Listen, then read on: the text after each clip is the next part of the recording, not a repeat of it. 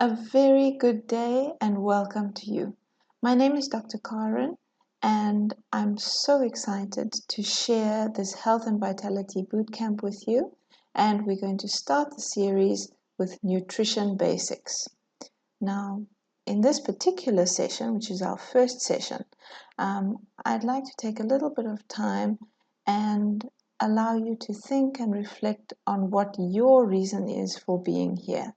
Each of us has got different goals with specific things that we would like to change and improve on in life. And I'd like you to take a little bit of time to think about what it is that you would like to achieve.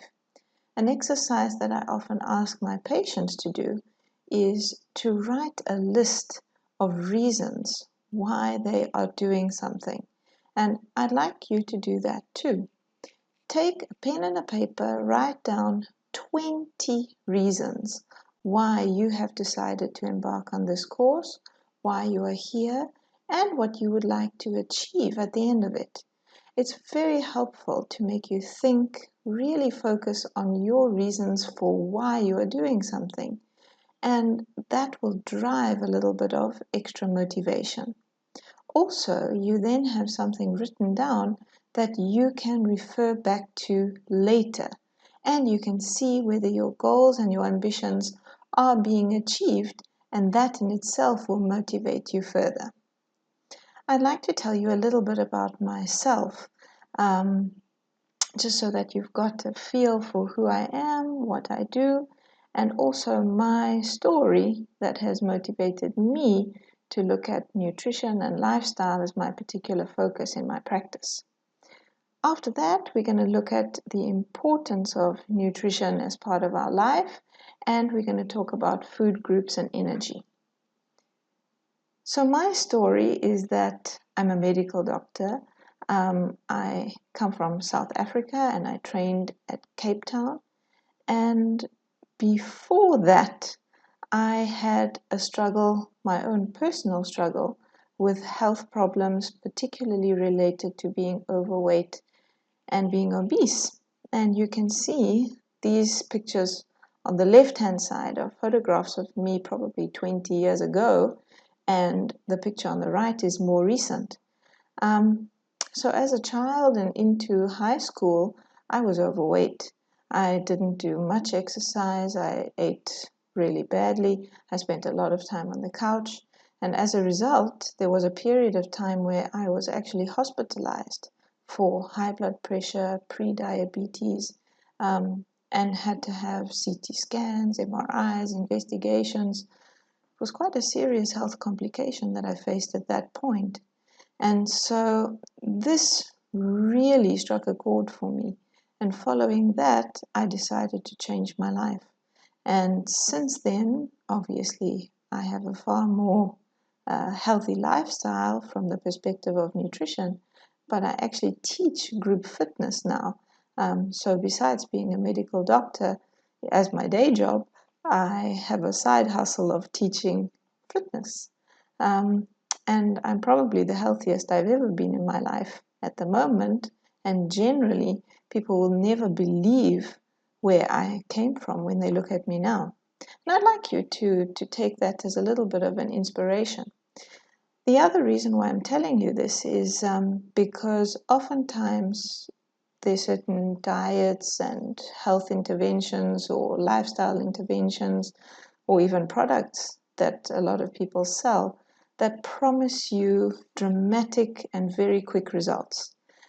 And some of them work, meaning that you do lose weight quite quickly, you do see results quite quickly, but oftentimes there's a rebound effect. And so it ends up that you actually gain a lot of the weight back that you lost, and it's not sustainable. So as you can see from my personal experience, I've managed to maintain those changes over the long term, and I'd like to share those tools and tricks and all the skills that I have gained over that period of time that have allowed me to sustain those changes, essentially keep the weight off, stay healthy, and maintain a level of well-being and vitality. So let's have a look now, if we can change gear a little bit, to what our bodies are made of. And really, I'd like you to focus on this particular graphic because it speaks volumes to how important nutrition is from the perspective of feeding our body with what it needs. And you'll notice that if we look at this drawing, that your body is made up of about 62% water. That's huge. So this is one thing that I see a lot in my clinical practice, is that people actually don't hydrate themselves well enough. And we must remember that every single reaction that takes place in the body, every single chemical change that happens requires water. And we need to replenish that water all the time. And particularly if you are an active person, or if you live in a climate where you will perspire more, where it's hotter or more humid, you actually need to replenish even more. So first of all, please remember hydration is essential. Probably the second most important nutrient is protein. And protein is responsible for all of our tissues. So all of our muscle tissue, all of the walls of our blood vessels, most of our cells contain proteins, all of the chemical messengers, things like enzymes and hormones, a lot of them are proteins as well. And so from a nutritional perspective, we need to make sure that we get enough of protein. And probably similar to the amount of protein that you take is fat. Now, I know there are going to be a lot of people who think that this is quite frightening and a bit absurd, and that's probably because we've been taught up until recently that fat is very dangerous, and fat causes heart attacks, and fat makes you fat. However, there's a lot of new research and new evidence that suggests that incorporating more fat, obviously healthy and beneficial fat, in the diet is very important. And we will chat a little bit later about what the functions of fat are in the body. But what I'd like to emphasize here is that fat is an essential nutrient. You do need some fat in your diet. And we probably, most of us, can actually do with a little bit of more fat in our diet than what we're taking already. Then we talk about minerals. So minerals are micronutrients, but they actually make up quite a significant proportion of our body. So if you think of things like calcium, magnesium, phosphorus, things that make up our bones, for instance, all of those are minerals. And our body is made up plus or minus 6% of minerals. And the most important source of minerals for us are vegetables and fruits. So I'd like you to think carefully about also potentially incorporating a little bit more of those mineral-rich nutrients in your diet, but we'll chat about that a little bit more later. What surprises many people when we look at this body composition diagram is how little carbohydrate is actually in our body. So plus or minus 1% of what we are made of is carbohydrate. And by that, we mean glucose, which is the energy that is circulating in our bloodstream and providing energy for our cells to work, as well as glycogen, which is like an easily accessible form of energy storage that can quickly be converted into glucose if we need it. But what you realize is that actually we don't need that much carbohydrate if we compare to things like protein and fat when we think about the context of what our body is made of. So just to summarize, reiterate, our body is made up of a lot of water, a good amount of protein and fat, a lot of minerals, which obviously we get from our vegetables and our fruits, as well as a little bit of carbohydrate. And if you can remember this diagram, a lot of what we are going to talk about in the coming weeks will make a lot more sense to you.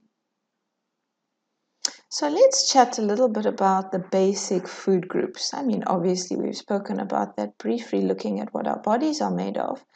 But the food groups can be divided into carbohydrates, which is like your bread, your rice, your pasta, your grains, all the starchy foods.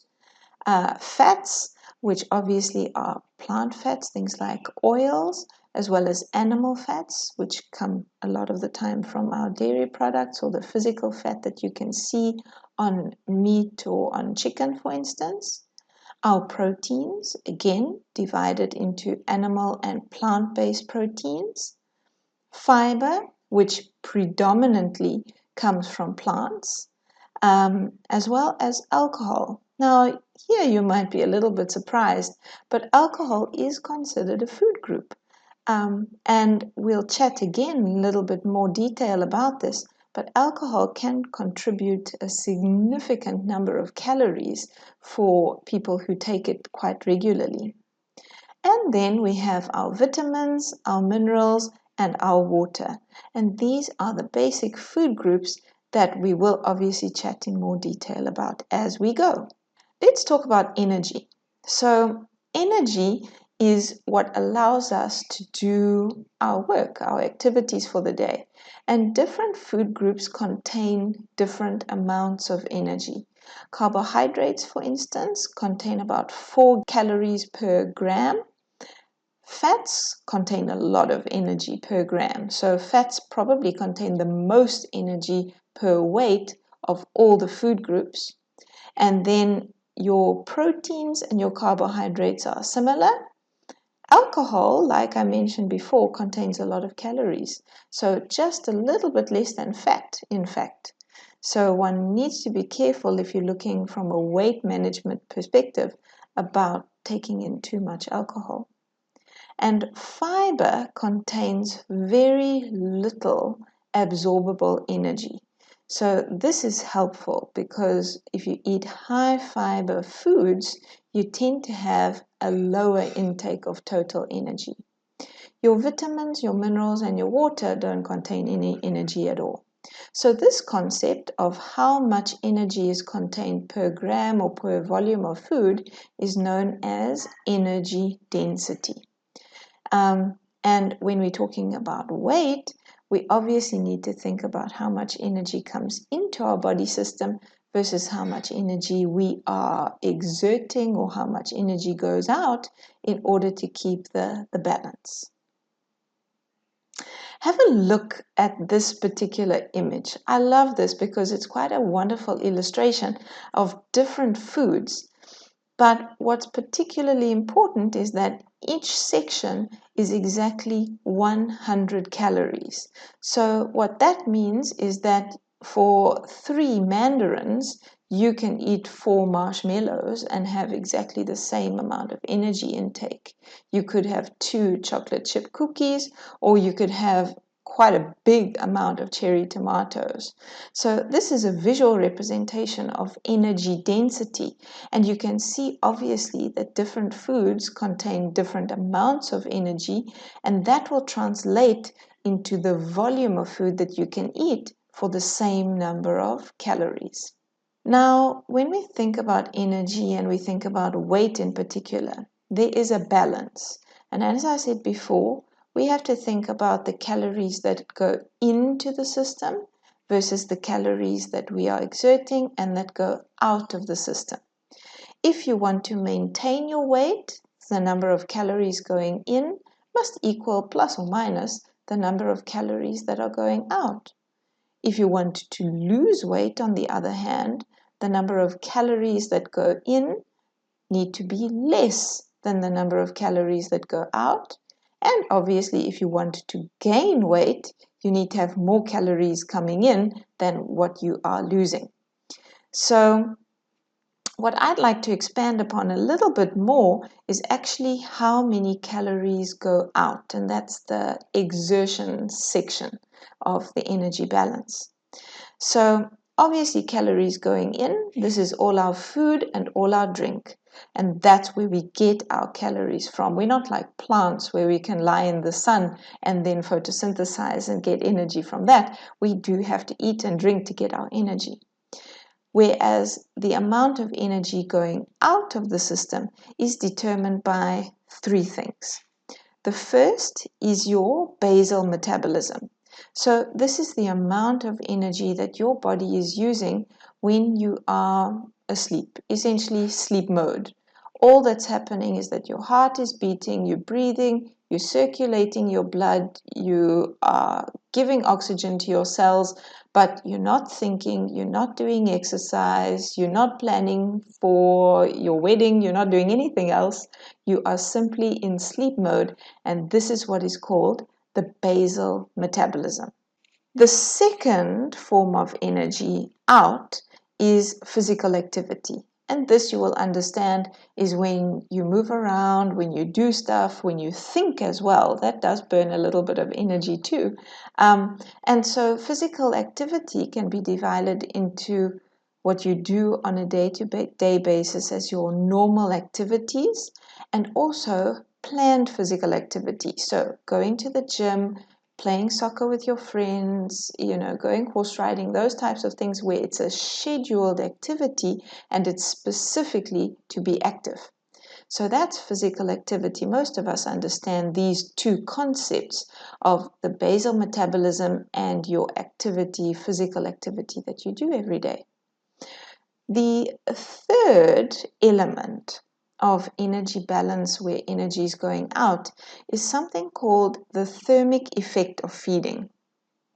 And this is interesting because actually when you eat or you drink anything, it takes energy to break that food down and allow it to be absorbed into the body. So think, for example, if you're going to have a nice juicy steak, you physically have to cut the steak into pieces, but this is physical activity. But when it goes into the digestion system, there's a chewing action that happens. You have to release certain enzymes to start the breakdown of that food in your mouth. You then have muscular contractions as you swallow, and the esophagus, which is the swallowing pipe, transports that food down into your stomach, which has a big sort of churning effect. The stomach is a very muscular, very, very powerful, strong organ. And the stomach will also produce quite a lot of digestive juices. That takes energy to produce and allow those juices to be formed. And then the food has to go down into the intestine, which is also a muscular tube. So in order for you to derive the energy from that food, there is actually quite a lot of work that has to be done by your body in order to break that food down into its smaller components, which can be absorbed. And this is called the thermal effect of feeding. Many people who have in fact had a large piece of steak, for instance, will know the meat sweats or the steak sweats where you physically break a sweat because you've eaten a high protein meal or high protein load. So that's because the amount of energy that's being used is almost like going to the gym. So it's quite fascinating when you think about these things and you learn a little bit more about how your body works. So for those of us who are embarking on this journey from the perspective of wanting to change your weight, I'd like you to think a little bit about this energy balance. There are areas from the perspective of calories in that we can tweak, and this we're going to focus predominantly on in this course, looking at the nutrition side of things. And then obviously from the calories out perspective, it's mainly the physical activity where we can work in order to optimize that if change in weight is really your goal. I hope that this session has been useful to you. I hope that you've learned something, and I really challenge you to think about, as we said at the beginning, your reasons for wanting to learn more about nutrition and apply some interesting information about healthy nutrition to your life and what you would like to achieve from doing so. I look forward to seeing you in our next session. Take care.